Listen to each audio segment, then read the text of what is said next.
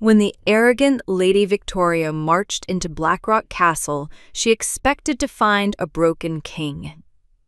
Instead, she found a crippled, trembling maid standing on the grand staircase.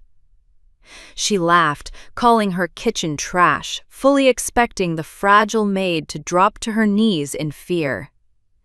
It was a fatal mistake.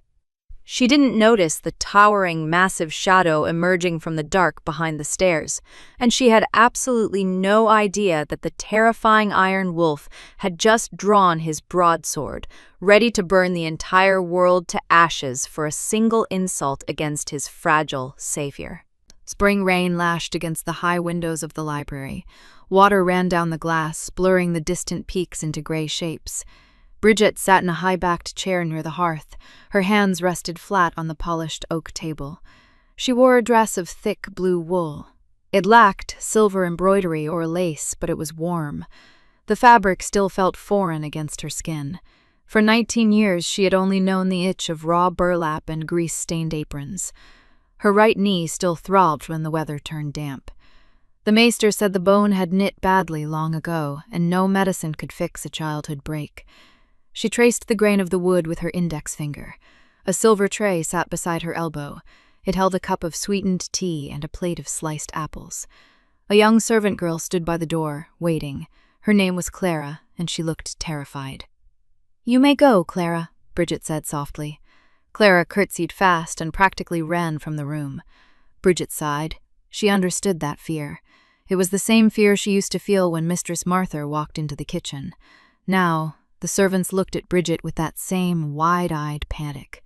They knew Robert had burned the old hierarchy to the ground for her. She was no longer the crippled maid. She was the king's ward. Yet, her mind had not accepted the promotion. When a speck of ash drifted from the fire onto the floor, Bridget instinctively reached for a rag that was no longer in her pocket. She pulled her hand back, curling her fingers into a fist. She had to unlearn the scullery. Down in the muddy courtyard, the rhythm of a working forge rang clear over the rain. Robert was not resting. He had spent the last 3 weeks ripping William's legacy out of Blackrock Castle. He drilled the remaining loyalist soldiers from dawn until dusk. He sent riders to the western borders to rally the scattered banners. He worked with a cold, singular focus. Bridget rarely saw him during the day. He kept a deliberate distance, allowing her space to heal in the quiet wing of the keep. But every evening, he came to the library. He never asked her to entertain him. He simply sat in the armchair opposite hers and read reports. His presence anchored her. It pushed the lingering nightmares of the dark cage away. A sudden blast of a heavy iron horn shattered the morning quiet. Bridget jumped in her chair. The tea in her cup spilled over the rim. 3 sharp notes echoed from the outer datehouse. It was not an alarm for attack, but a formal announcement of arrival. She stood up, her bad leg stiffened, and she leaned heavily against the table to find her balance. Curiosity overrode her usual desire to hide. She limped out of the library and into the wide stone corridor. The upper gallery overlooked the main entrance hall.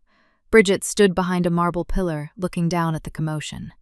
Heavy wooden doors opened. Wind and rain swept into the hall, carrying the smell of wet horses. A dozen men marched inside. They wore polished steel armor and gray cloaks trimmed with fox fur. These were not Robert's men. They bore the emblem of the Eastern River. A woman walked at the center of the formation. She pulled back her velvet hood to reveal braided blonde hair. Lady Victoria of House Vance. Bridget recognized her from the winter feasts. Victoria was a cousin to the usurper William. She had always commanded the high table with sharp words and a cruel laugh. "Where is the resurrected king?" Victoria demanded.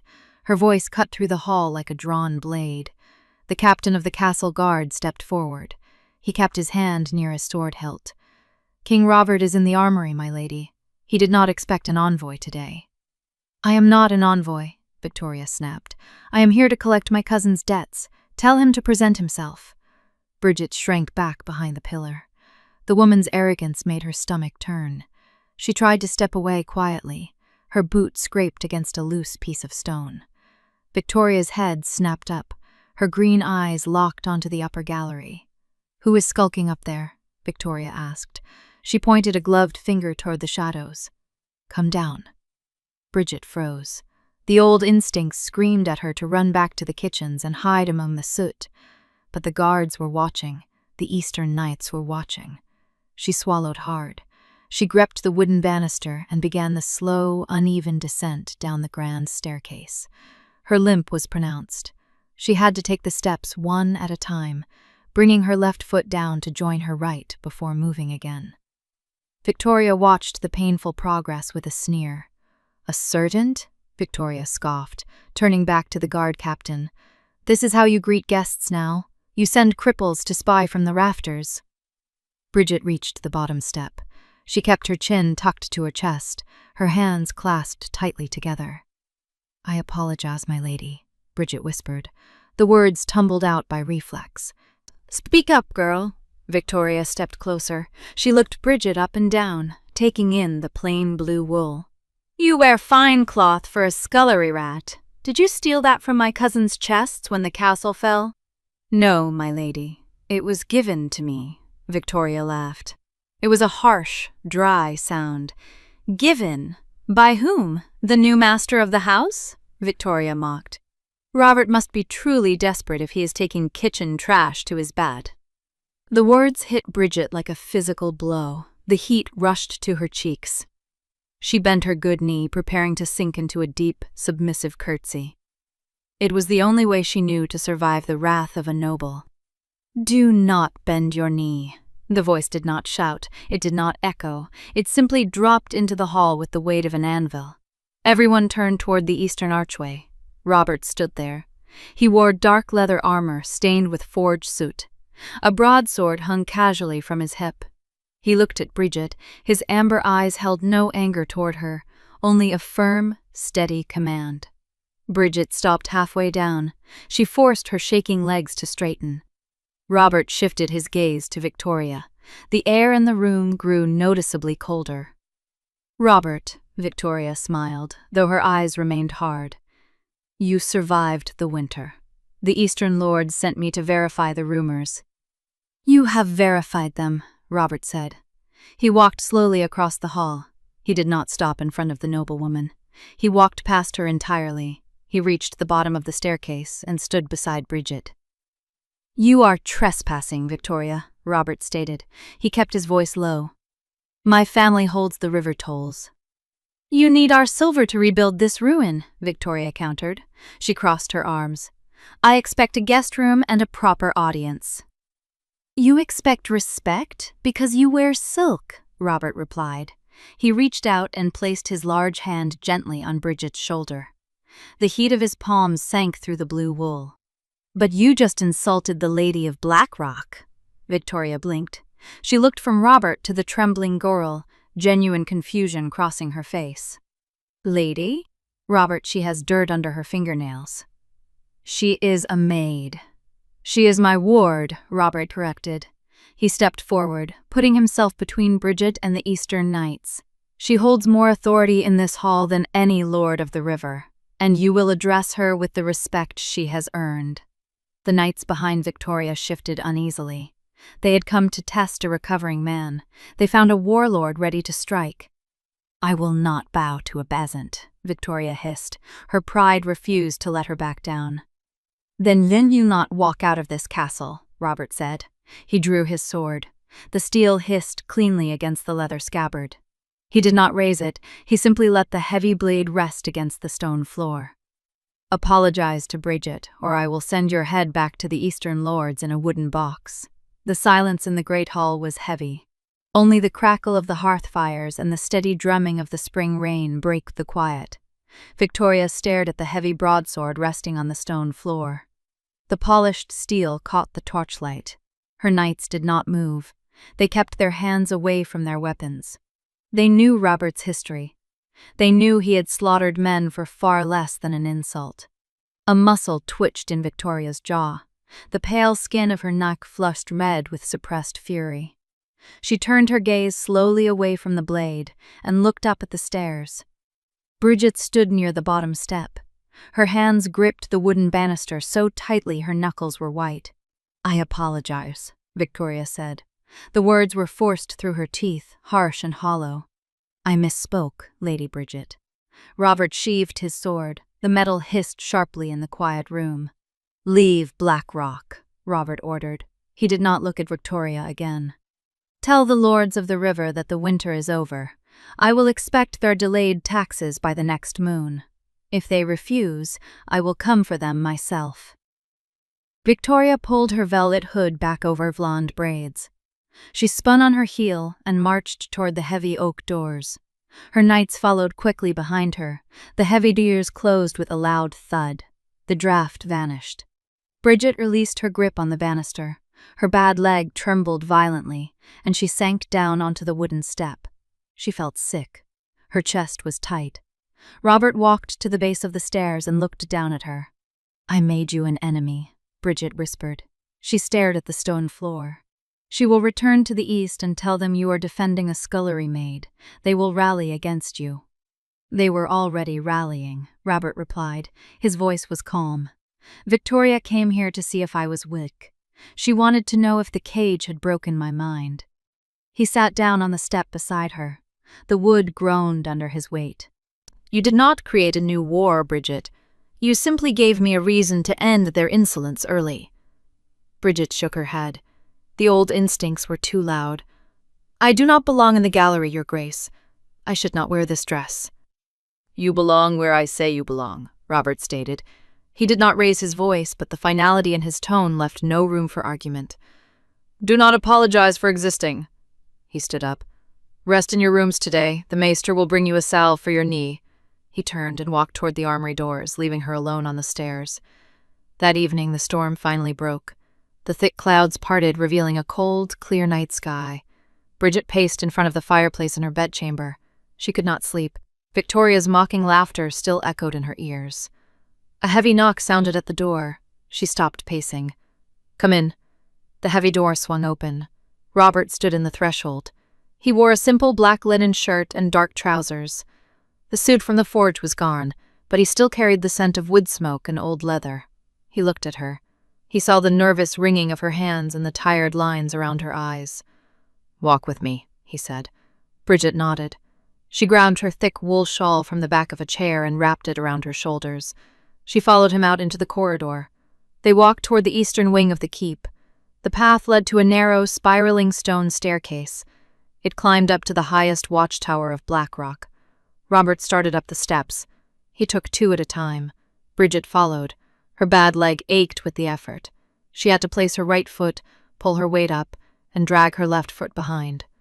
Robert heard the uneven scraping of her boots. He stopped on the landing. He did not offer his hand or make a show of pity. He simply waited. When she reached his step, he resumed the climb at half his previous pace. They reached the top of the tower. The wind off the mountains was sharp. It whipped Bridget's dark hair across her face. She stepped onto the open stone platform. The view was staggering. The entire northern valleys stretched out below them. The moonlight turned the distant river into a ribbon of silver. In the fields just beyond the castle walls, hundreds of small campfires burned brightly. "My western banners," Robert said. He stood at the edge of the stone parapet, looking down at the fires. "They arrived this afternoon." Bridget stood beside him. The top of her head barely reached the center of his chest. "They look like stars fallen to the earth," she murmured. "They are men ready to bleed," Robert corrected. He turned his head to look at her. "And they will fight anyone who challenges this keep." He leaned his back against the stone wall. The wind did not seem to affect him. "You look at the floor when you walk, Bridget," he noted. Bridget frowned. "It is a habit. Mistress Martha used to strike us if we made eye contact with our betters." "A habit meant to keep you alive in the kitchen," Robert said. "But it will get you killed in the court. A bowed head invites a blade to the neck." "I have no enemies," she argued softly. "You are my ward. That makes you a target." Robert reached to his leather belt. He unfastened a small and dark object and held it out to her. It was a dagger. It was not a decorative piece meant for a nobleman's belt. It was a practical weapon. The handle was wrapped in dark, rough leather for a firm grip. The sheath was simple, unadorned iron. Bridget stared at it. She did not raise her hands. "I cannot use a blade," she said. Her voice trembled slightly. I only know how to hold a paring knife for vegetables. You held a heavy steel skewer in a freezing storm, Robert reminded her. You used it to break solid iron chains. You can hold a knife. He pressed the weapon into her hands. It felt heavy for its size. The leather was still warm from his body. Draw it, he instructed. Bridget gripped the sheath with her left hand. She wrapped her right fingers around the hilt. She pulled. The blade slid out with a soft rasp. It was 5 inches long, forged from dark steel, and sharpened to a lethal edge. Your grip is wrong, Robert said. He stepped behind her. He did not cry her, but she could feel the solid heat of his broad chest at her back. He reached over her shoulder. His large, calloused hand covered her small one. Do not hold it like a tool, he instructed. His deep voice resonated right beside her ear. Wrap your thumb over the cross guard, lock your wrist. He adjusted her fingers gently but firmly. The contrast between his massive, scarred hands and her pale, thin fingers was stark in the moonlight. If someone speaks down to you, Bridget, you look them in the eyes, Robert said. He kept his hand over hers, holding the blade steady in the cold air. If they threaten you, you remember that you have teeth. He stepped back, leaving her holding the drawn dagger alone. Bridget looked at the sharp steel. The trembling in her hand had stopped. The weight of the weapon felt grounding. I do not want to hurt anyone, she said quietly. Neither do I, Robert replied. He looked out over the valley again. But we do not always get to choose our wars. We only choose how we stand when they arrive. Bridget carefully slid the dagger back into its iron sheath. She clutched it tightly against her chest. She looked up at the king. The fear that had gripped her since Victoria's arrival was fading. It was replaced by a strange, quiet resolve. Thank you, she whispered. Robert did not smile, but the hard lines of his face softened. Keep it close, he said. Tomorrow you will join me at the high table for the evening meal. You will wear the dagger on your belt, and you will not look at the floor. Bridget nodded once. She slipped the weapon into the deep pocket of her wooled skirt. The wind howled through the stone battlements. It was cold, but for the first time in her life, Bridget felt truly armed against it. The great hall smelled of roasted venison and spilled ale. Wood smoke hung low in the air, drifting slowly toward the blackened ceiling beams. Bridget paused behind the heavy oak doors. She wore a dark crimson dress. The maester had found the garment in the eastern stores earlier that afternoon. A thin leather belt wrapped around her waist. The iron-sheathed dagger hung at her side. Its solid weight tapped gently against her hip with every step. She pushed the doors open. The noise of 100 rough voices washed over her. Dozens of Western banner lords sat at the long wooden tables. These men wore boiled leather and carried broadswords. They were scarred veterans of Robert's past campaigns. They drank heavily and laughed loud. Bridget stepped into the light. Her limp forced her to walk slowly down the center aisle. Conversations died as she passed. Men turned their heads. Some stared with open curiosity. Others scowled. They knew she was the kitchen maid who had fed Robert. They also knew a maid did not belong at the high table. Robert sat in a high-backed wooden chair at the front of the room. He watched her approach. He did not smile, but he inclined his head slightly. A second chair sat empty beside his right hand. Bridget reached the dais. She climbed the 2 stone steps. She gripped the back of the wooden chair and pulled it out. She sat down, keeping her back straight. Highford sat to Robert's left. He was a broad-shouldered man with a gray beard and a missing left eye. He chewed on a piece of dark meat, glaring openly at Bridget. "We ride for the Eastern Marches in 3 days," Highford said. He slammed his pewter mug onto the table. "We need to discuss supply lines, not entertain the servants." The hall grew very quiet. Highford commanded respect among the Western lords. His challenge was public and deliberate. Robert picked up his wine cup. He took a slow drink. He set the cup down carefully. "Bridget is not a servant, Highford," Robert said. "She sits where I bid her sit." Highford leaned forward. "My king, I bled for your father. I will bleed for you. But the men talk. Victoria of House Vance rides east spreading tales. She says you have lost your teeth and keep a crippled pet." Bridget felt a cold spike of panic in her chest. Her hands trembled in her lap. She wanted to lower her head. She wanted to stare at the grain of the wooden table and wait for the storm to pass. A bowed head invites a blade to the neck. Robert's voice echoed in her mind. She felt the heavy iron dagger resting against her thigh. She took a sharp breath. She lifted her chin and looked directly into Highford's single scarred eye. "Victoria speaks from wounded pride," Bridget said. Her voice wavered on the first word, but she forced it steady. Highford blinked. He clearly had not expected her to speak. "Is that so, girl?" Highford sneered.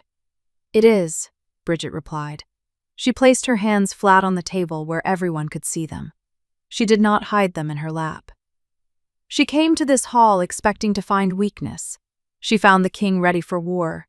She left with a bruised ego, so she spreads lies to comfort herself. Highford narrowed his eye. He studied her pale face. He looked down at the iron hilt of the dagger and her belt. "A bold tongue for a scullery maid," Highford grunted. "A true tongue," Robert interjected. His voice carried clearly across the silent hall. "You worry about morale, Highford. You worry the Eastern lords will think me weak." Robert stood up. He looked out over the crowded tables. "I spent 3 months freezing in an iron cage. The lords of the river did nothing. You, my western banners, were scattered." Robert pointed a thick finger toward the table. "This woman walked past armed guards to feed me. She stood in a winter storm to bring me steel.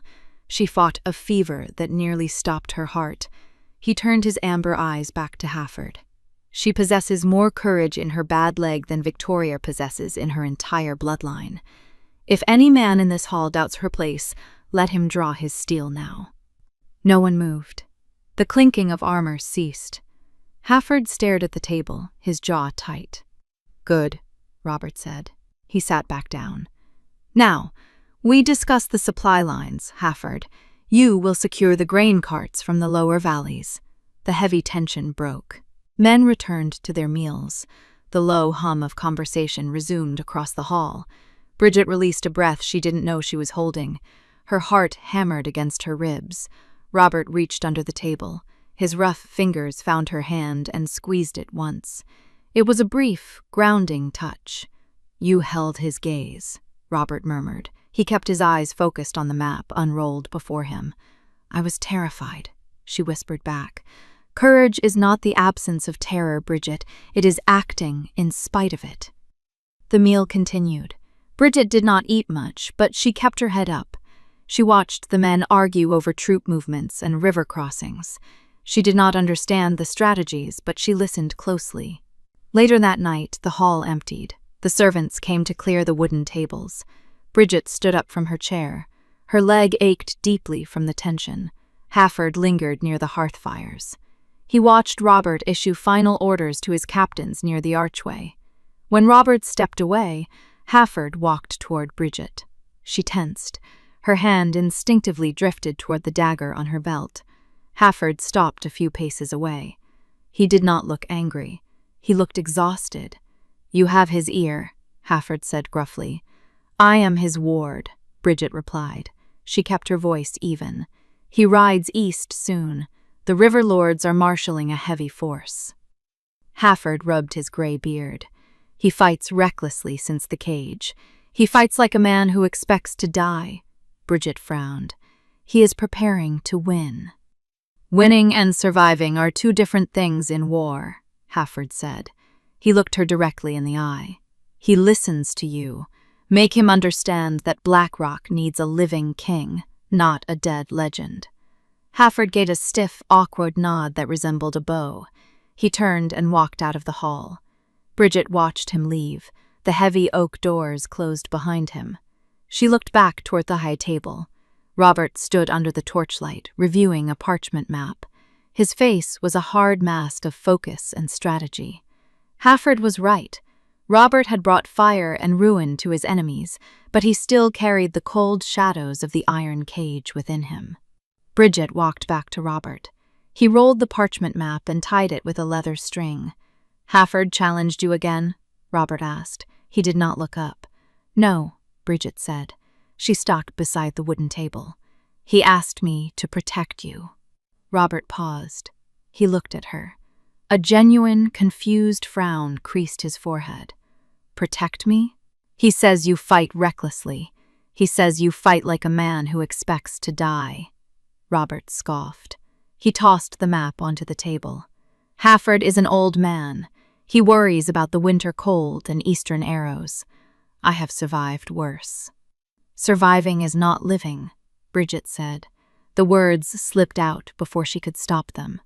Robert stepped closer to her. The torchlight cast long shadows across his face.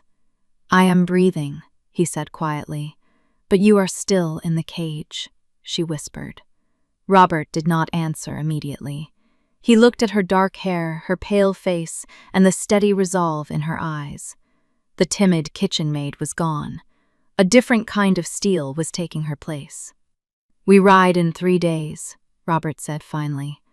"I will return." "You must," Bridget replied. She rested her hand on the hilt of her dagger. "Because if you fall, I will have to use this weapon.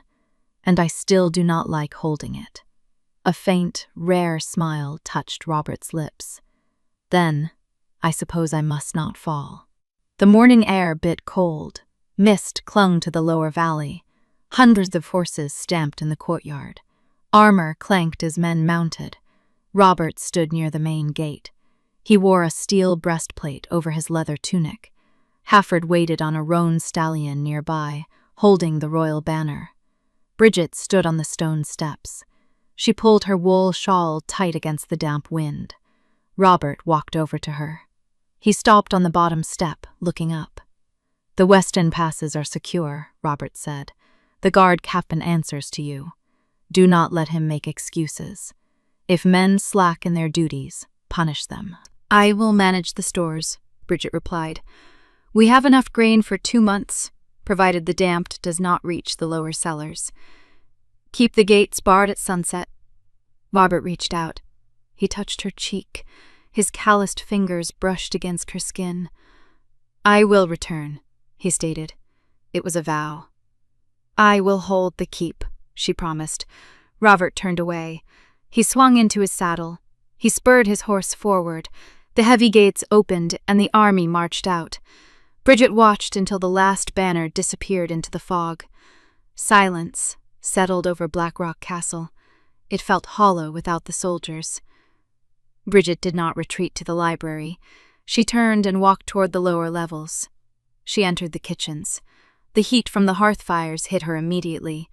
The staff froze. Pots stopped clattering. A new head cook stood by the washing basins. He bowed quickly. Bridget ignored the silence.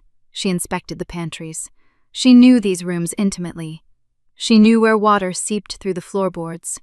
She knew how rats accessed the flour bins. "Move the barley to the upper shelves," Bridget instructed. She pointed to a stack of burlap sacks. "The floor stones sweat during the spring rains. The rot will set in by next week." The cook blinked, surprised by her practical knowledge. "Yes, my lady." "And rotate the salted pork," she added. "The cuts in the back corner are drawing flies. Use them for the guard's stew tonight." She worked through the afternoon. She audited the meat stores. She counted the winter squash. The servants stopped staring and started working. She spoke their language. She did not yell, but she expected diligence. She earned their compliance not through fear, but through competence. 5 days passed. Tension grew within the castle walls. Everyone waited for a raven from the eastern front. Bridget struggled to sleep. Her knee throbbed in the quiet hours. She walked the corridors at night. Clara walked beside her. The young maid carried an oil lantern to light the uneven stones. They reached the southern storage wing. It housed the main grain silos. The air here usually smelled of dry dust and old wood. Tonight, it smelled of lamp oil. Bridget stopped. She raised her hand. Clara halted immediately. A faint scraping sound echoed from the end of the hall. "Stay here," Bridget whispered. Clara shook her head. Her eyes were wide with fear. Bridget took the lantern from the girl. She stepped forward, alone. Her bad leg dragged slightly, but she masked the sound beneath the rustle of her wool dress. She reached the wooden door of the silo. It stood slightly ajar. Bridget pushed the door open. A man knelt by the grain sacks. He poured liquid from a clay jug over the burlap. He held a flint and steel in his right hand. Bridget recognized him. He was a stable hand named Fen. He had arrived with Victoria's knights and stayed behind, claiming a fever. "Stop," Bridget commanded. Fen jumped. He dropped the jug. It shattered on the stone floor. The smell of oil filled the enclosed space. He spun around. He saw Bridget standing in the doorway, holding the lantern. His tense posture relaxed. He smirked. "The kitchen rat," Fen sneered. He stood up. He drew a short knife from his belt. "Lady Victoria said you were a weak link. She paid me to starve Robert's garrison." Bridget felt her heart pound against her ribs. Her mouth went dry. She did not step back. She set the lantern on the ground. She reached to her belt, her fingers wrapped around the leather hilt of her dagger. She drew the weapon. The steel hissed cleanly. "Step away from the grain," Bridget said. Her voice did not shake. Fen laughed. He took a step forward, twirling his knife. "You don't know how to use that, girl. Drop it. I might let you live." He lunged. Bridget moved. She did not try to match his speed. Her bad leg made dodging impossible. Instead, she dropped her weight onto her good knee. She twisted her torso away from his thrust. Friends bathed dayliced empty air. He lost his balance. Bridget slashed upward. Her dagger caught his forearm. The sharp steel bit deep into flesh. Fen yelled. He dropped his knife. He clutched his bleeding arm and stumbled backward. Bridget kicked his fallen weapon across the floor. She stood up and leveled her dagger at his chest. "Do not move," she ordered. She locked her wrist, just as Robert had taught her. Footsteps pounded down the corridor. 2 guards rushed into the room with swords drawn. They had heard Fen's shout. They saw the spilled oil. They saw the bleeding spy. They saw Bridget holding the dagger with a steady hand. "My lady," the first guard gasped. "Are you hurt?" "No," Bridget replied. She sheathed her dagger. She pointed at Fen. "He tried to burn the grain stores.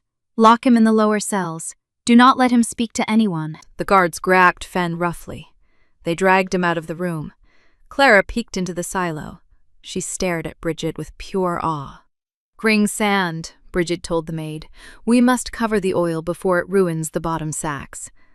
Bridget picked up the lantern. Her hand trembled slightly now that the danger had passed, but her mind remained clear. She had defended the keep. She had shed blood to protect Robert's resources. She was no longer just waiting in the shadows. She was ruling Blackrock. The lower dungeons smelled of rust and stagnant water.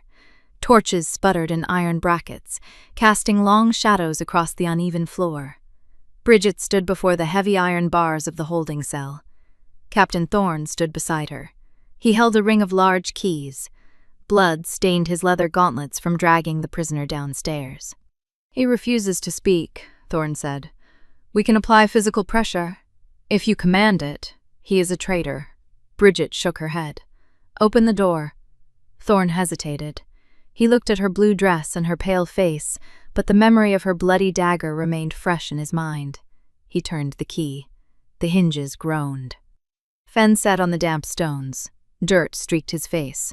A rough linen bandage wrapped his right forearm where Bridget had cut him. He glared at her. Bridget stepped inside the cell. She carried a wooden cup of water. She set it on the ground near his heavy boots. "Drink," she said. Fen kicked the cup away. Water splashed against the cold stone. "You play the high lady," Fen spat, "but you still smell like the pigsties. You don't know how to conduct a war."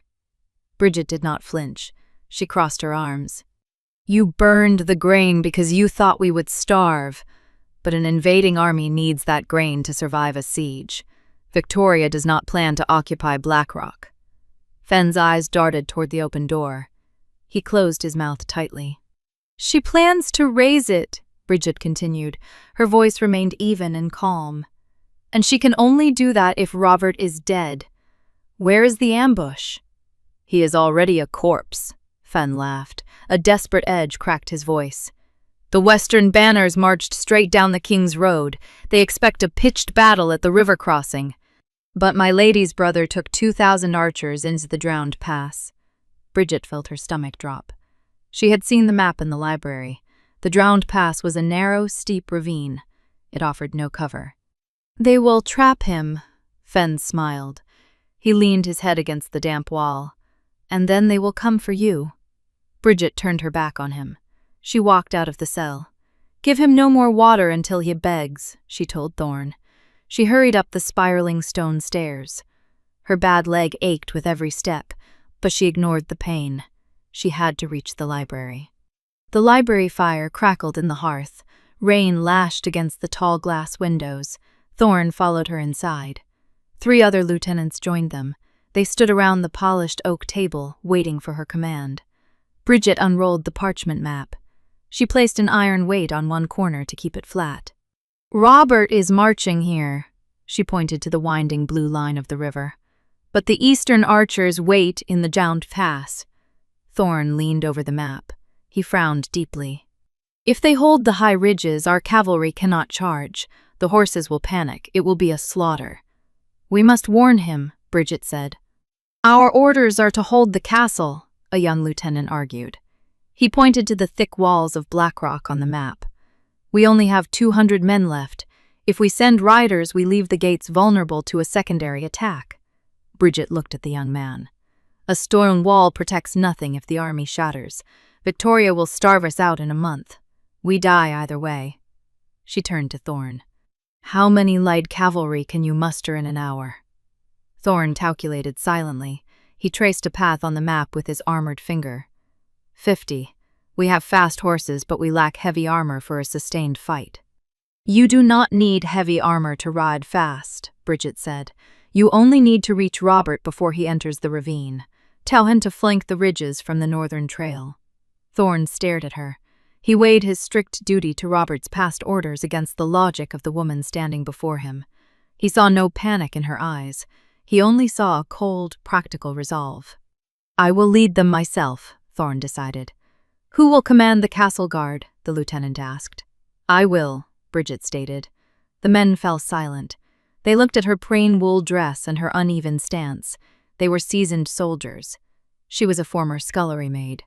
But they also saw the iron dagger hanging on her belt, the same blade that had saved their winter stores. "Arm the kitchen staff," Bridget commanded. She tapped the map. "Give them spears and crossbows. I know how they work under pressure. They will hold the inner courtyards." Thorn nodded. He struck his fist against his breastplate. "As you command, my lady." The courtyard erupted into frantic movement. Men saddled horses and loaded leather supply packs. Bridget stood on the high gallery. She pulled her shawl tight against the biting wind. She watched Thorn mount his black gelding. The 50 riders formed a tight column behind him. They rode out through the iron gates. The heavy wooden doors slammed shut immediately behind them. The iron bars fell into place with a loud, final thud. Blackrock held only a skeleton crew now. Bridget walked down the grand staircase and headed straight for the armory. The armory smelled of oil and sharpened steel. Racks of weapons lined the stone walls. She found Clara struggling to lift a heavy wooden shield. The young maid's arms shook under the weight. Bridget took the shield from the girl. She set it against the wall. "You do not need this," Bridget said. She handed Clara a loaded crossbow. It was much lighter. "You just need to point and pull the trigger. Keep your elbows tucked." The servants gathered in the main hall. Cooks, stable hands, and maids held unfamiliar weapons. Some carried hunting bows, others held simple iron pikes. Their faces showed raw terror. Bridget walked to the center of the room. She stepped up onto a sturdy wooden crate so they could see her. She looked at the faces she had known for years. She saw the old baker who used to sneak her extra crusts of bread. She saw the washerwomen who had bandaged her bruised arms. "I have scrubbed these floors with you," Bridget said. Her voice echoed off the high stone ceiling. "I have bled in these halls. I know you are afraid." The room remained perfectly still. They listened. "The Eastern lords think we are weak because we do not wear polished steel," she continued. "They think a castle belongs to the highborn." She drew her dagger. She held the dark steel up in the torchlight. "They are wrong. This keep does not belong to lords who hide in distant towers. It belongs to the people who survive its winters. It belongs to the hands that keep the fires burning. A low murmur moved through the crowd. Men gripped their iron pikes tighter. Robert marches to secure our borders. We will secure his home, Bridget declared. If Victoria's forces reach these walls, we do not surrender. We hold the gates. The fear in their eyes shifted. It hardened into a grim, unyielding determination. They did not cheer like trained soldiers. They simply nodded. Bridget stepped down from the crate. She sheared her dagger. She had committed her remaining forces. She had defied a king's direct order to save his life. She had armed the lowest class of the castle. She walked toward the heavy oak doors of the great hall. Her limp was noticeable, but she did not try to hide it. She climbed the spiral stairs back to the highest watchtower. The wind howled through the stone battlements. She looked out over the dark, empty valley. The die was cast. Now she could only wait for the war to return to her doorstep. The drowned pass was a jagged scar in the earth. Steep granite walls rose on both sides, blocking the afternoon sun. Robert rode at the head of the western column. He held the reins loosely in his left hand. The air felt unnaturally still in the ravine. No birds called from the sparse pine trees. Hafford rode beside him, eyeing the rocky ridges. "The scouts report nothing, my king," Hafford grunted, "but the horses are restless." Robert nodded. He felt the same tension in his own gut. He signaled the column to halt. Before he could order the scouts forward again, the rhythmic thud of galloping hooves echoed from the rear of the column. Thorn's black gilding crested the rocky incline. The horse foamed at the mouth, its chest heaving. Thorn pulled hard on the reins. The horse slid to a halt before Robert. "Captain Thorn," Robert said. He frowned. "I ordered you to hold the castle." Thorn saluted breathlessly. "Lady Bridget countermanded your order. She uncovered a spy in the grain stores. She sent us to warn you." Thorn pointed a leather-clad finger toward the high ridges overlooking the pass. 2,000 Eastern archers wait ahead. Lady Victoria's brother commands them. Robert stared at Thorn. The intelligence clashed with his previous scout reports, but Bridget had spent her life surviving by noticing what others ignored. He trusted her instincts over his own scouts. A horn blew from the eastern ridge. Lord Jance realized the western column had stopped. He knew his ambush was compromised. He sprang the trap early. A volley of arrows darkened the narrow strip of sky. They rained down on the vanguard with a terrifying whistle. Men shouted in surprise, horses reared, throwing their riders into the dirt. The old Robert would have drawn his sword and charged the cliffs. He would have welcomed the slaughter, hoping an arrow might finally silence the lingering ghosts of the iron cage. But Thorn's words echoed in his mind. "Lady Bridget sent us." She had defied a direct royal command. She had stripped Blackrock of its cavalry. She had done it solely to keep him breathing. Robert grabbed Thorn's reins to steady the exhausted horse. He turned in his saddle. "Shield wall!" Robert roared, his voice cut through the panic. "Fall back to the tree line! Lock your shields!" The Western infantry responded to his voice. They raised their heavy wooden shields, interlocking the iron rims. Arrows clattered harmlessly against the makeshift roof. The dissolute retreat saved hundreds of lives in the first brutal minute. "Hafford!" Robert called out. The old general spurred his horse closer, deflecting a stray arrow with his gauntlet. "Take the cavalry," Robert ordered. He pointed his broadsword toward a narrow goat trail snaking up the northern side of the ravine. "Flank the ridge. They are focused on the pass. Break their lines from behind. I will hold their attention here." Hafford grinned. His single eye flashed at anticipation. "Yes, my king." The battle joined in earnest. Robert dismounted. He stood at the front of the shield wall. He deflected incoming fire and directed his archers to return volleys. He fought with cold, calculating precision. He did not fight to die. He fought to finish the war so he could ride home. Darkness covered Blackrock Castle. The wind whipped across the stone battlements, carrying the scent of incoming rain. Bridget paced the eastern wall. Her dark wool cloak snapped in the wind. She checked the crossbows of the kitchen boys. Their hands shook in the cold. "Keep your eyes on the tree line," Bridget told them. She kept her voice steady. Clara stood near a brazier of hot coals. She held a long iron poker. The young maid jumped at every shifting shadow. "They might not come, my lady," Clara whispered. "Victoria left a spy to burn the food," Bridget replied. She looked out over the moat. "She planned to starve the survivors. That means she expects her forces to take the walls tonight." A sharp, metallic clink broke the silence. It came from the postern gate below, a small entrance usually reserved for servants. Bridget leaned over the stone parapet. 3 iron grappling hooks dug deeply into the mortar. Thick hemp ropes pulled taut immediately. A vanguard of Eastern mercenaries was scaling the wall. They wore dark leather and carried short swords in their teeth. They expected an empty castle commanded by a frightened maid. Bridget drew her dagger. She struck the steel against the stone parapet to spark a signal. "To the wall!" Bridget shouted. The servants rushed forward. They pointed their loaded crossbows down into the darkness. "Fire!" Iron bolts whistled through the cold air.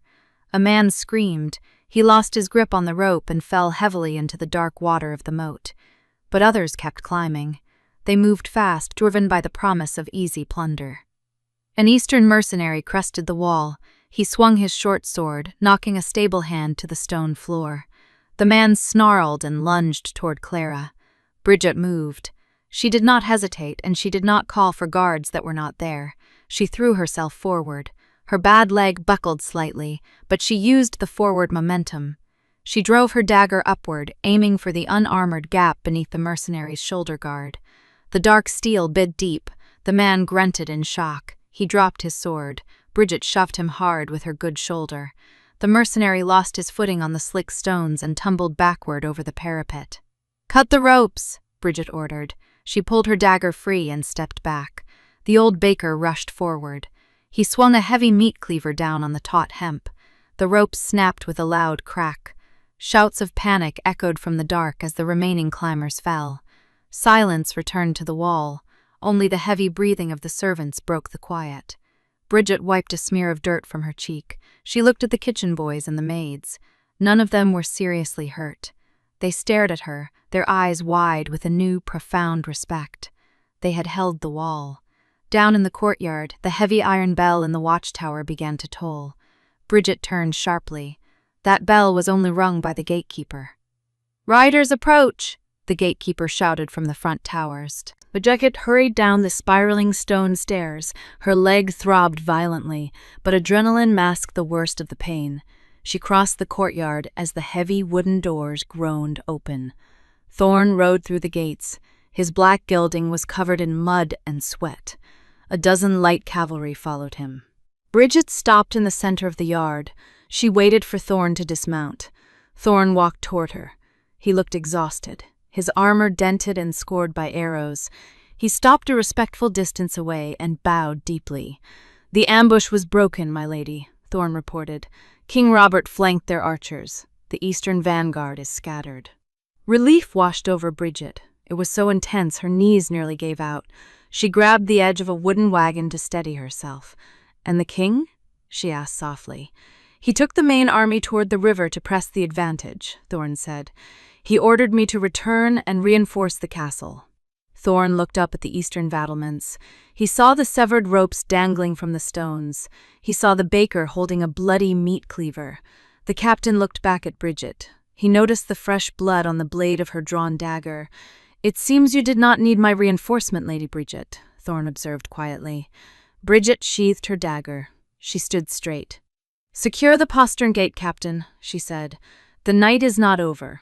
3 days passed. The tension in Blackrock eased into a dull exhaustion. Bridget organized the repair of the eastern wall. She assigned extra rations to the kitchen staff who had fired the crossbows. They ate roasted pork usually reserved for captains. She slept very little. A horn sounded on the 4th morning. It was a long, steady note of victory. Bridget walked to the courtyard. She stood on the upper stone steps. The heavy gates swung open. Robert rode through first. His steel breastplate bore deep gouges. Dirt and dried blood stained his dark cloak. He looked tired, but his amber eyes were clear. The heavy shadow of the iron cage was gone. Halford rode behind him. The Western cavalry followed. They brought wagons of captured weapons and supplies. Then came the prisoners. A dozen Eastern knights walked in heavy chains. Victoria walked among them. Her velvet cloak was torn at the hem. Mud covered her expensive boots. She kept her head high, but her face was pale. She looked around the grim fortress with wide eyes. The Western lords cheered. Servants gathered near the armory doors to watch. Robert dismounted. He handed his reins to a stable hand. He did not look at Halford. He ignored the captive knights. He walked straight toward the stone steps. Bridget met his gaze. She did not lower her head. She noted the weariness in his stride, but he walked like a man who owned the earth beneath his feet. Robert stopped on the bottom step. He reached up and touched her arm. His leather gauntlet was cold, but his grip was firm. "You held the keep," he said. "You broke the ambush," Bridget replied. "Because you sent Thorn," Robert stated. He turned and faced the noisy courtyard. "Bring Victoria forward," Robert commanded. 2 guards grabbed Victoria by the arms. They dragged her to the center of the yard. They forced her to her knees in the mud. Victoria sneered. She looked up at Robert. "You won a single battle. You have not won the war. The River Lords will send another army." "The River Lords surrendered yesterday," Robert said. His voice echoed off the stone walls. "Your brother died in the pass. Your captains bent the knee. You have nothing left." Victoria swallowed hard. Panic flashed in her green eyes. She looked at the armed men surrounding her. She looked at Halford, who watched her with cold indifference. Finally, she looked at Bridget. "You will not kill no," Victoria said. She lifted her chin. Her voice shook slightly. "I am of House Vance. I carry noble blood. You cannot let a peasant dictate my fate." Robert drew his broadsword. The steel slid free with a sharp hiss. Victoria flinched. She closed her eyes. Robert did not strike. He turned the blade around. He held the heavy weapon by the polished steel, offering the leather hilt to Bridget. Bridget stared at the sword. "She insulted you in my eye," Robert said. He kept his voice loud enough for the entire courtyard to hear. "She paid a spy to burn your food. She expected you to die. Her fate belongs to you." Bridget looked at the weapon. It was too large for her to swing with one hand. She reached out and grasped the hilt with both hands. The steel was cold. Robert stepped back. He left her standing alone above the kneeling prisoner. Halford crossed his arms. Thorn watched closely. The entire castle waited to see what she would do with absolute power. Victoria opened her eyes. She stared at the heavy blade in Bridget's trembling hands. The noble woman's arrogance finally cracked. She visibly shook. "Please," Victoria whispered. The word barely left her lips. Bridget stepped down. Her bad leg made the movement slow, but she kept her balance. She stopped 1 pace away from Victoria. She remembered the cruel laugh in the gallery. She remembered the fear of the scullery. She remembered Fen holding the knife in the dark silo. Bridget lifted the broadsword. Her shoulders ached from the sheer weight of the metal. She did not swing the edge. She brought the flat of the heavy blade down hard against Victoria's shoulder. Victoria cried out in pain. She collapsed sideways into the mud. Bridget drove the point of the sword deep into the earth. She leaned heavily on the crossguard. "I will not kill you," Bridget said. Her voice carried clearly across the quiet yard. "Blood feeds the earth, but it does not rebuild a castle." Victoria gasped for air. She clutched her bruised shoulder. "You are stripped of your titles," Bridget declared. "House Vance no longer holds the river tolls. You will leave this valley. You will walk east. You will not take a horse, and you will not take a cloak." Bridget looked around the courtyard. She met Halford's single eye. She looked at Thorn. "If she is found within our borders again, any man here has my permission to hang her." Bridget pulled the sword from the mud. She turned and walked back up the steps. She handed the weapon back to Robert. "Take her away," Bridget ordered the guards. The guards dragged the weeping noblewoman toward the gates. The iron bars lifted. They threw Victoria out into the valley and shut the heavy wood. Robert sheathed his sword. He looked at Bridget. A deep, quiet pride settled in his amber eyes. Halford stepped forward. The old general drove his fist against his breastplate. He bowed low. "A wise judgment, Lady Bridget," Hafford said loudly. "You spared a life, but you killed a house. It sends a stronger message than a severed head." The other captains murmured in agreement. They recognized the cold pragmatism in her choice. They did not want a reckless queen. They wanted a stable ruler. She had proven she could execute authority without losing her mind to vengeance. Bridget nodded to Hafford. She felt exhausted. The adrenaline faded, leaving a sharp ache in her bones. Robert saw her posture slump slightly. He placed his hand on her lower back. "Walk with me," he said. They left the courtyard. They walked into the great hall. The fires burned warm. "You surprised them," Robert noted. "I surprised myself," Bridget admitted. She rubbed her wrists. "I wanted to strike her. For a moment, I wanted to see her bleed." "That is the anger of the cage," Robert said quietly. "It takes a strong mind to put the blade down." He stopped near the hearth. He looked at her plain wool dress and the iron daggers still hanging on her belt. "You did not just hold the keep, Bridget. You commanded it. You armed the servants. You fought on the wall." Bridget looked at the stone floor. "I did what was necessary." Robert placed 2 fingers under her chin. He lifted her face until she met his eyes. "You are necessary," Robert said. He dropped his hand. He walked to the long wooden table and poured 2 cups of wine. He handed one to her. "The East is broken. The West is loyal," Robert said.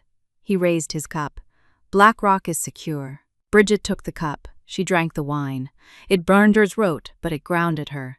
She was no longer the scullery maid hiding in the shadows. She had forged her own place in the stone halls.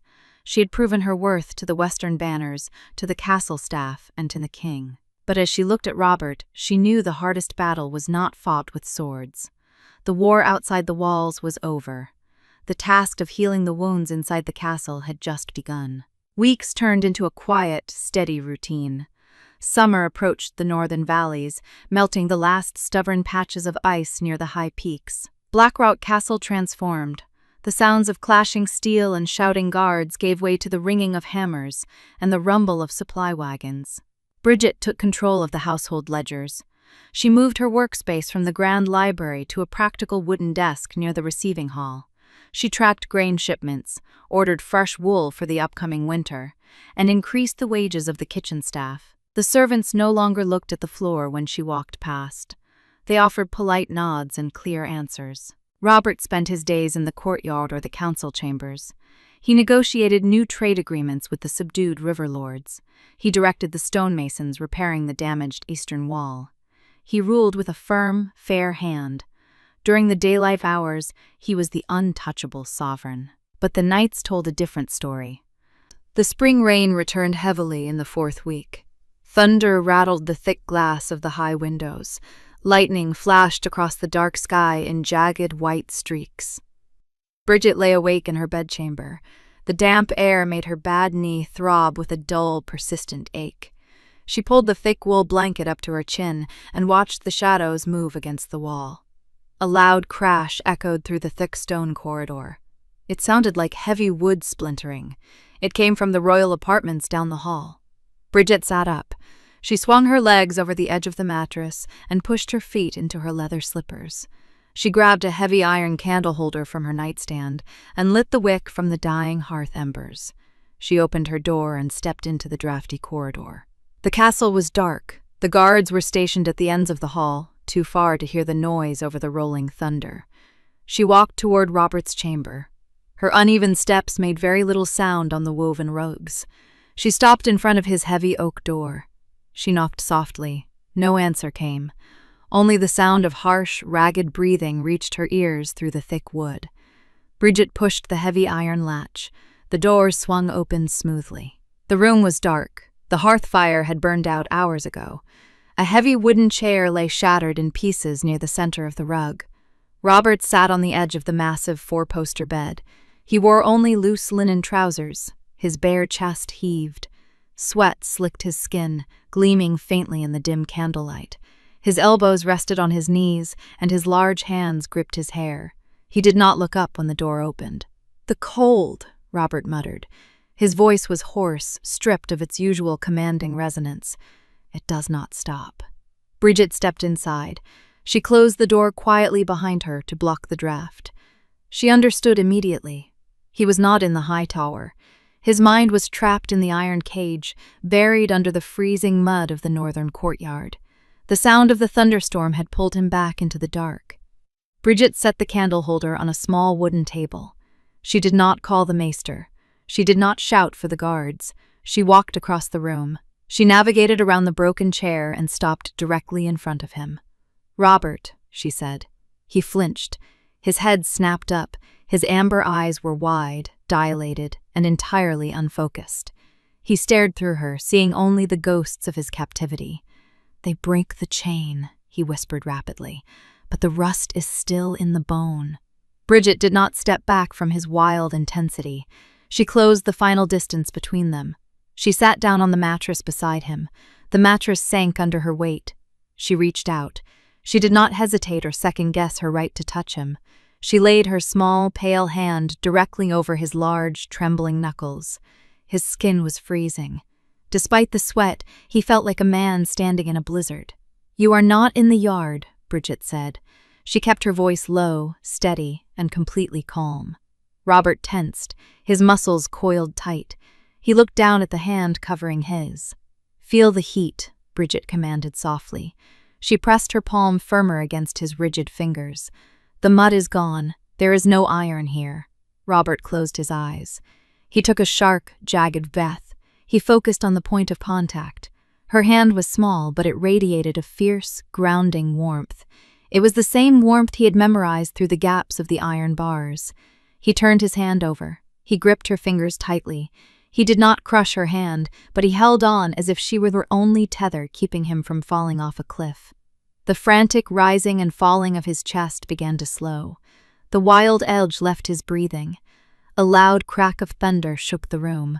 Robert shuddered, but he did not pull away. He opened his eyes. The terrifying blankness was gone. He saw the silk sheets. He saw the carved wooden bedposts. He saw her. "I broke the chair," he said quietly. He looked at the splintered wood on the floor. "The carpenters will build another," Bridget replied. She did not withdraw her hand. Robert rubbed his face with his free hand. He looked incredibly tired. The invulnerable king who had shattered the Eastern army looked completely worn down by his own mind. "I dreamed of the storm," Robert admitted. He looked at the dark window. Rain hammered against the glass. "The night you brought the steel skewer, the fever took you." "The fever broke," she reminded him. "In the dream, it did not," he said. His grip on her hand tightened a fraction. "In the dream, the guards threw your body into the courtyard, and I could not break the lock in time. I watched the snow cover you." Bridget felt a sudden, tight ache in her throat. She had assumed his nightmares were about the torture, the starvation, and the betrayal of his lords. She had not realized his deepest terror centered entirely on her. "I am here," Bridget said. "You are fragile," Robert murmured. He looked at her pale face and her slight frame. "I placed you at the high table. I gave you power, but I painted a target on your back." Victoria proved that. Bridget let go of his hand. Robert looked down, a flash of loss crossing his face. But Bridget did not pull away to leave. She reached into the deep pocket of her wool skirt. She pulled out the iron-sheathed dagger he had given her on the watchtower. She placed the heavy weapon onto his lap. "I am not the girl who hid behind the pillar anymore," Bridget stated. She looked directly into his eyes. "I held this blade to a spy's throat. I stood on the wall and the mercenaries climbed the ropes." Robert looked at the dark steel resting against his leg. "You taught me how to hold it," Bridget continued. "You told me not to look at the floor. I listened." Robert slowly raised his eyes. He studied her face in the dim candlelight. The timid, submissive maid was a memory. The woman sitting beside him possessed a quiet, unbreakable iron core. "I know," Robert said. His voice dropped lower, shedding the last remnants of his panic. "Thorn told me what you did on the battlements. You drew blood to hold the gate." "I did," she confirmed. "You defied my direct order," he added. There was no anger in his tone, only a profound realization. You sent the cavalry away. I sent them to save your life. Bridget did not lower her gaze. If you court-martial me for it, I will accept the punishment, but I will not apologize. A long silence stretched between them. The thunder rolled away, leaving only the steady rhythm of the rain against the glass. Robert reached out. He did not pick up the dagger. He lifted his hand and gently touched the side of her face. His rough thumb brushed over her cheekbone. I would burn this entire valley before I let anyone punish you, Robert whispered. The touch was intimate, stripped of all political weight and royal titles. It was simply a man reaching for the light that had saved him from the dark. Bridget leaned slightly into his palm. She closed her eyes for a brief second, drawing comfort from his solid presence.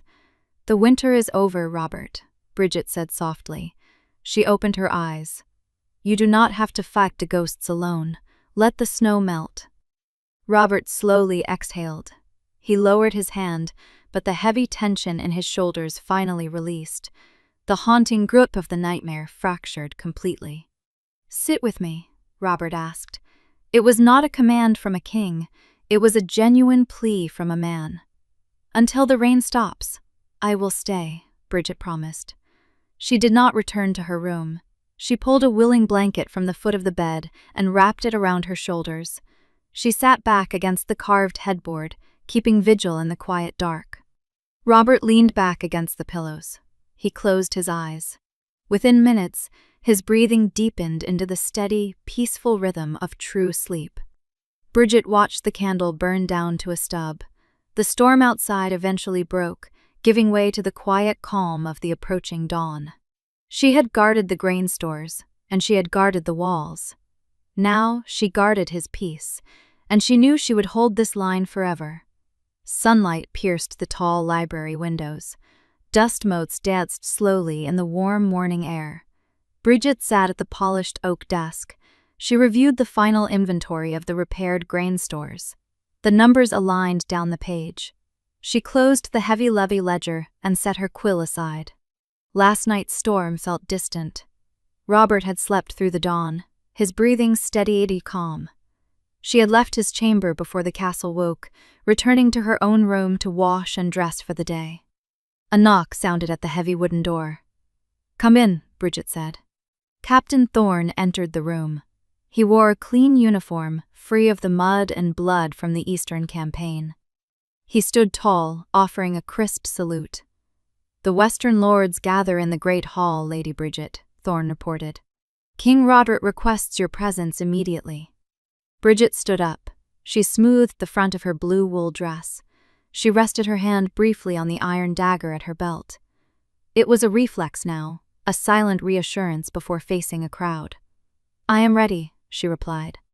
She followed Thorne through the stone corridors. The castle hummed with quiet, purposeful energy. Servants scrubbed floors and carried fresh linens. They offered polite bows as Bridget passed. She returned their greetings with a nod. She no longer felt the urge to grab a brush and join them on her knees. They reached the great hall. The heavy oak doors stood wide open. The room buzzed with conversation. Sunlight streamed through the high clerestory windows, catching the polished steel of the guard's armor. Bridget walked down the center aisle. Her limp was steady, setting a measured pace. The Western banners parted to make way for her. They did not stare with suspicion or disdain anymore. They bowed their heads respectfully. Robert stood before the high table. He wore a dark tunic. A silver wolf was embroidered over his heart. He looked rested. The dark circles under his amber eyes had faded significantly. Lord Hafford stood to Robert's right. The old general tapped his sword hilt rhythmically, watching Bridget approach. She reached the stone dais. She moved toward the empty wooden chair beside Robert. Wait, Robert said. He held up his hand. Bridget stopped. She looked at him, confused, but she held her ground. Robert turned to face the gathered lords, captains, and the castle staff who lined the walls. Clara and the old baker stood near the front row, looking nervous but proud. "We have secured our borders," Robert began. His deep voice carried effortlessly to the back of the hall. "The eastern threat is broken. The river lords pay their taxes. But a castle is not defended by stone alone." He stepped away from the table. He walked to the edge of the dais. "It is defended by the people who hold the line when the gates are threatened. The mercenaries scaled our walls. My soldiers were miles away. The cooks, the maids, and the stable hands held this keep." Robert gestured toward the servants. "Those who fought on the eastern wall will receive a silver coin today. You will also receive a permanent place in the castle guard, if you choose it. Your bravery saved Blackrock." The hall erupted in applause. The western lords banged their fists against the wooden tables in respect.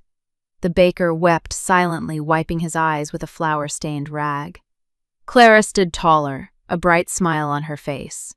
Robert raised his hand again. The noise died down immediately. He turned back to Bridget. He did not look at her as a fragile ward. He looked at her as a ruler. "I left this castle with a direct command to hold the walls," Robert said. That command was defied. A ripple of tension moved through the lords. Hafford frowned, his single eye darting toward Bridget. "Lady Bridget stripped the castle of its cavalry. She sent my best riders into danger." Robert paused. He took a slow step toward her. "She did this to save my life in the Drowned Pass, and she succeeded." Robert drew his sword. The movement was slow and deliberate. He did not point it at anyone. He laid the naked steel blade flat across the wooden table. "I was a king forged in blood," Robert stated. "I ruled by fear. I believed fear kept men loyal. The iron cage taught me that fear only breeds treason. True loyalty is not bought. It is earned through sacrifice." He looked out at the gathered crowd. His amber eyes swept over the scarred faces of his veterans.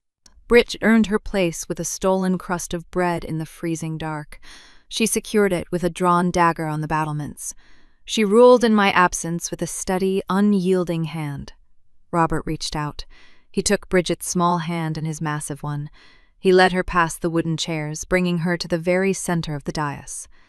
"She is not just my ward," Robert declared. His voice rang with absolute finality. "She is the heart of Blackrock. Her word carries the exact weight of my word. Her judgment is my judgment. If you draw a blade for me, you draw it for her." Halford stepped forward immediately. He did not hesitate. The old general dropped to one knee. His heavy armor clanked loudly against the stone floor.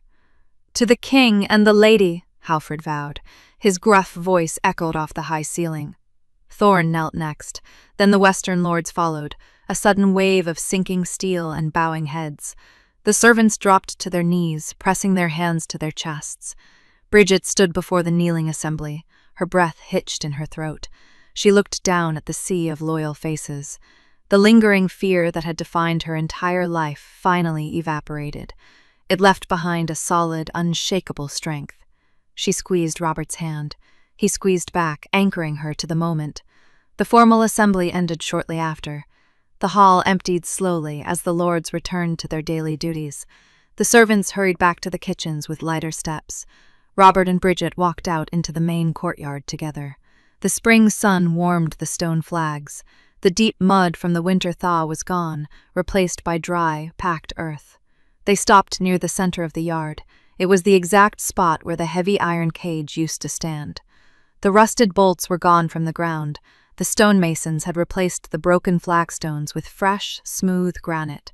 No trace of the brutal prison remained. Robert looked down at the new stone. He did not flinch. His shoulders remained relaxed. The memories were still there, but they no longer possessed sharp teeth. The storm in his mind had finally broken. "It is gone," Bridget said softly. "Yes," Robert agreed. He looked away from the ground and turned to face her. "The nightmares will fade. You proved that last night." "I will always sit with you," Bridget promised. She let go of his hand and rested her palm against his chest, right over the silver wolf. "Through every storm." Robert reached up. He traced the line of her jaw with his rough thumb. His touch was incredibly gentle, a stark contrast to his massive size. "I know," he said. He leaned down. He kissed her forehead. It was a simple, profound gesture of gratitude and deep affection. It sealed the vow they had made in the dark hours of the rain. Bridget closed her eyes. She leaned into his strength. She felt the steady, reliable beating of his heart beneath the dark tunic. She was safe, and she was home. The Iron Wolf had returned from the abyss. The Crippled Maid had become a queen in all but name. Together they had broken the heavy chains of their pasts. The long, bitter winter was truly over. Spring had finally claimed Blackrock Castle. To me, the best part of this chapter is seeing Bridget finally realize her own worth. It proves that true queens aren't born in silk, they are forged in the fire. If you're loving their story, please hit subscribe. I'd also love to know where you're listening from today, so drop your city in the comments. And what do you think should happen in Chapter 3? Leave your plot ideas below, and I'll see you in the next one.